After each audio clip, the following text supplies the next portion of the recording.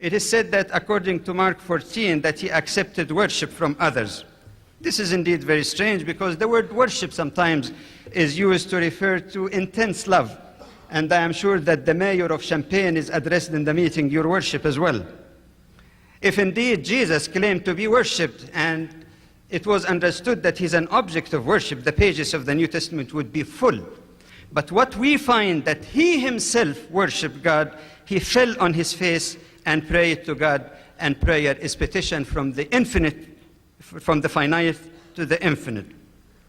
Some people raise the question about telling the Jews when in John 8, before Abraham was, I am. First, the word I am itself does not really carry the connotation usually given to it, that this is the same term used in Exodus, because the Greek term used in both cases is not the same. Number one. Number two, the existence before Abraham can be understood in view of the Bible itself. In 1 Peter chapter 1, verse 20, it speaks of Jesus as one who was destined before the foundation of the earth. In Acts chapter 2, verse 23, the same thing speaks and uses the exact term for knowledge of God. So yes, Jesus, you and me, and everybody else pre-existed in the foreknowledge of God, to use the biblical term, before even the foundation of the earth. Some say, but why did the Jews take stones and try to pelt him with it? Well, it is not that he said, I am God, and obviously, if a human being walking on earth say, I am God, people would say he's crazy, and they would leave him alone. But I think the possible reason, as some theologians suggest, is that he healed the man on the Sabbath, and since the Sabbath was ordained by God, he made himself equal to God by healing the person on the Sabbath. That's why he had an eloquent response to them that the Sabbath is made for man, not man made for the Sabbath.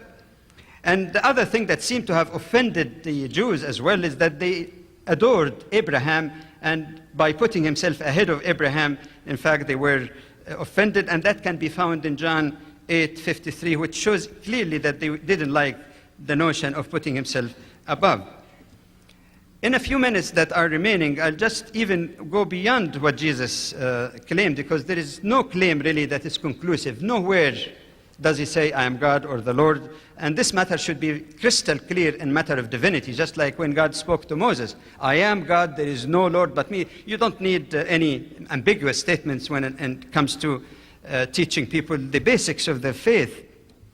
But some people who refer to the statements made about Jesus, I must say in the first place that these are not binding on us. We don't believe that those disciples were prophets receiving revelation from God, contrary to the Christian belief. But even if you look at them, and of course their statement would be less authentic than his own statement, and none of his statements really made that irrevocable and clear claim. The question of Son of God we talked about. The question of baptism, for example, that appear in Matthew 28. We find that this is written in manuscripts beginning from the 4th century, when the doctrine of Trinity became already official. One of the historians of the church, some of the historians of the church noticed that Eusebius, the famous historian who died in 340, referred to the same quotation in Matthew 28:19, 18 times without using the so-called Trinitarian baptismal formula, which indicate, of course, it came later in his writing after the Nicene Council, which shows the great political factor that led to Trinity being adopted. This is another issue about Constantine and his role in this. Even in the New Testament itself, we find numerous cases where the baptismal formula did not include the Trinitarian form, only in the name of Christ. You find that in Act 2:38, 8:16, 10:48, and 19:5.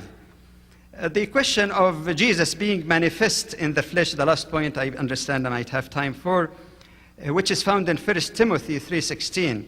You find again in the Revised Standard Version of the Bible that it does not talk about Christ, but about God. Actually, it says, he who was manifest in the flesh, not that God was manifest in the flesh. And one of the things, since Dr. Craig keep claiming that the Bible is authentic, everything is authentic, there is no disagreement, I beg to disagree with you, Dr. Craig, because in the British Museum, in Codex A, it was found that one of the Greek manuscripts that originally written ho, H-O, which means witch, that they found with analysis that there is a different ink that added the word S, the letter S to ho, and hos means God, and that totally changed the meaning. And this is only but one example of many of the various editorial work that was done in the scriptures.